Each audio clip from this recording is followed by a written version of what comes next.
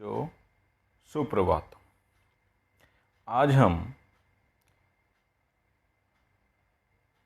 तरप और तमप दो प्रत्यय जो कि तद्धित प्रत्यय हैं उनको पढ़ेंगे। वास्तव में ये दो हैं, लेकिन इनके साथ साथ दो अलग और प्रत्यय भी पढ़े जाते हैं।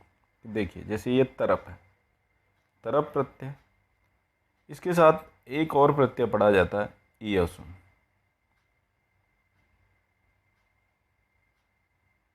ठीक है, तरप में तर शेष बचता है, यानी प का लोप हो जाता है, और ईयसुन में ईयस शेष बचता है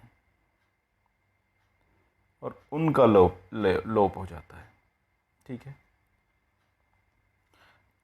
चूंकि आज हमें केवल तरप प्रत्यय और तमप प्रत्यय पढ़ने हैं, लेकिन दोनों का काम एक ही होता है। देखिए, तरप और ईयसुन, इन दोनों की स्थिति क्या होती है कि दो में से किसी एक को बेहतर बताने के लिए तरप प्रत्यय का प्रयोग किया जाता है। ठीक वैसे ही ईयसुन का भी प्रयोग किया जाता है। ठीक है, तरप या ईयसुन, इन दोनों का प्रयोग दो में से किसी एक को बेहतर बताने के लिए, अच्छा बताने के लिए हम प्रयोग करते हैं।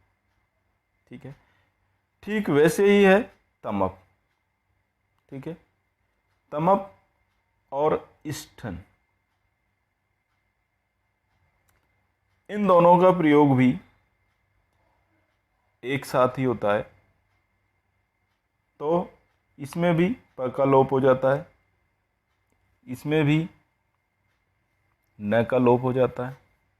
ठीक है, इसमें तम शेष बचता है और इसमें इष्ट शेष बचता है, इष्ट।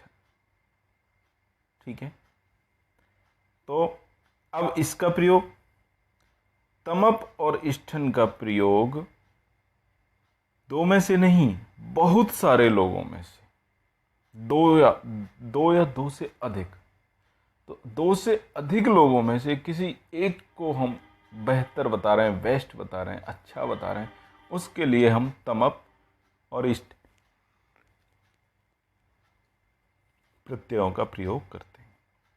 तो आज हम यहाँ केवल तरप और तमप प्रत्ययों को पढ़ेंगे। यानी आपने देखा, तरप प्रत्यय दो में से एक को ठीक बताना है और तमप प्रत्यय दो से अधिक, यानी बहुवचन, ऐसे करके समझ लो, बहुवचन में से, यानी दो से अधिक लोगों में से किसी एक को बेस्ट बताने के लिए हम तमप का प्रयोग करते हैं।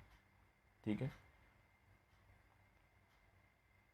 इनके उदाहरण हम देखते हैं कैसे हैं। कि देखिए, उदाहरण में अभी हमने बताया कि तरप में क्या शेष बचता है, तर शेष बचता है। तो जिस भी शब्द के बाद में, ठीक है, धातु नहीं है, तद्धित प्रत्यय हैं, ये सभी शब्द से होते हैं, संज्ञा से होते हैं। ठीक है, तरह शेष बचता है। ठीक है, तो उसमें कौन सा प्रत्यय है, तरप। ठीक है, ये ध्यान रखना है, तरप प्रत्यय नहीं है, प्रत्यय क्या है, तरप। तरप में पै की संज्ञा होती है और लोप हो जाता है।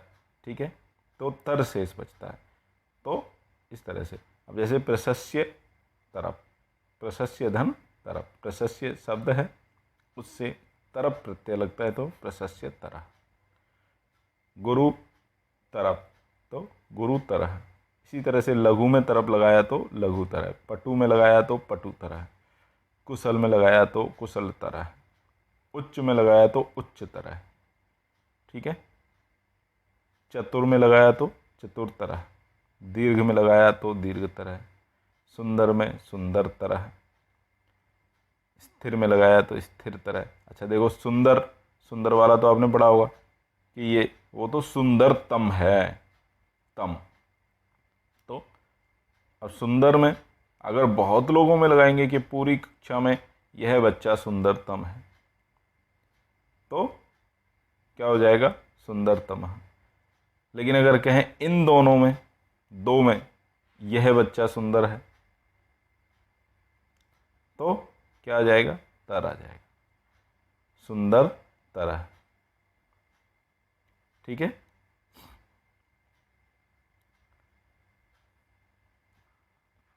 मधुर तरह, ठीक है। तीव्र तरह,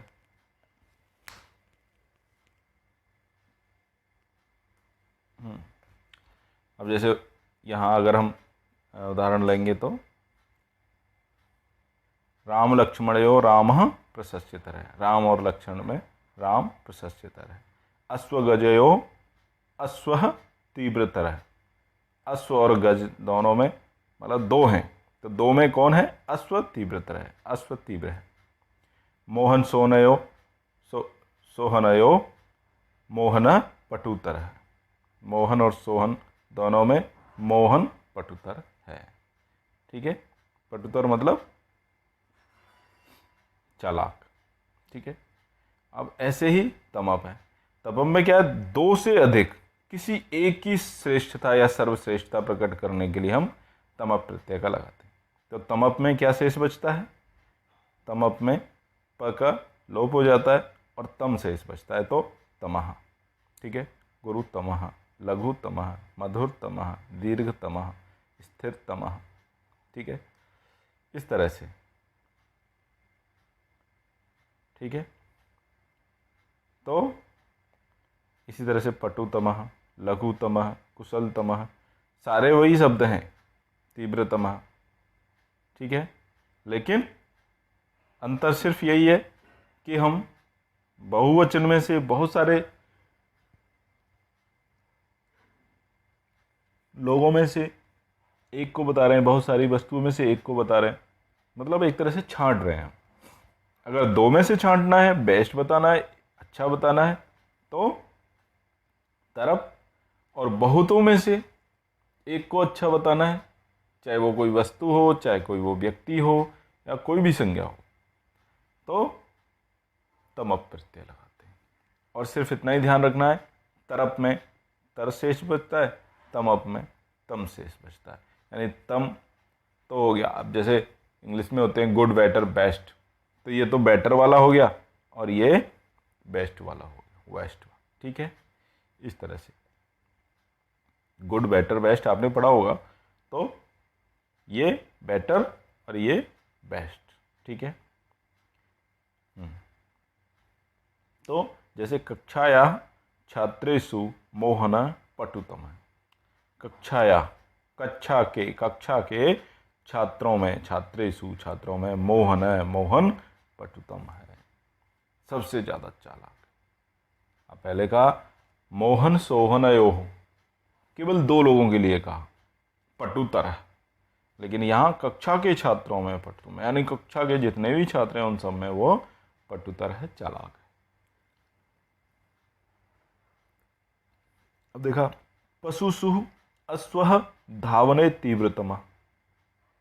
अब पहले तो कहा अश्वगजयो, अश्व तीव्रतम, लेकिन अब कहा पशुषु, सभी पशुओं में, अश्व धावने तीव्रतम, ठीक है। तो इस तरह से हम देख सकते हैं तरप और तमप प्रत्यय बड़े ही आसान है, बहुत आसानी से आपसे या तो इसमें पूछा जाएगा, जैसे उच्चतम दे दिया, ठीक है, उच्चतम दे दिया आपको कि इसमें प्रत्यय बताइए, तो आपको ये तमप प्रत्यय बताना है, क्योंकि यहाँ पर आपको देखना है केवल तमह तमह तमह, सब में तमह आ जाएगा, ठीक है। तो जहाँ भी तमह आ रहा है समझ लीजिए तमप प्रत्यय है, और जहाँ भी तरप आ रहा है, तरह तरह तरह आ रहा है, तो वहाँ पर तरप प्रत्यय आ रहा है। और दोनों का अर्थ इस तरह से समझ लीजिए, तर बेटर, ठीक है, तर बेटर, अंग्रेजी से भी मिला सकते हैं आप, तर बेटर, और तम बेस्ट, ठीक है। तो इस तरह से हम इसको आसानी से समझ सकते हैं।